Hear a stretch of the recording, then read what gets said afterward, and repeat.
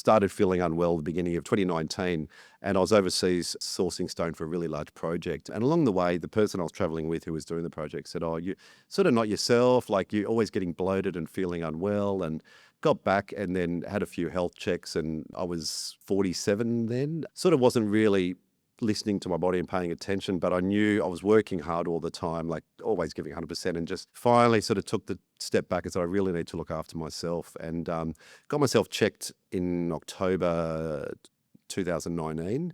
Straight away, the diagnosis, they came back, they knew it was not good straight away, said, look, you've got a tumour.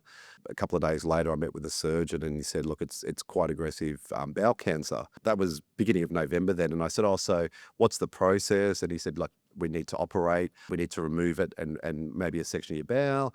Are you thinking like early next year? He said, we're doing it in a few days.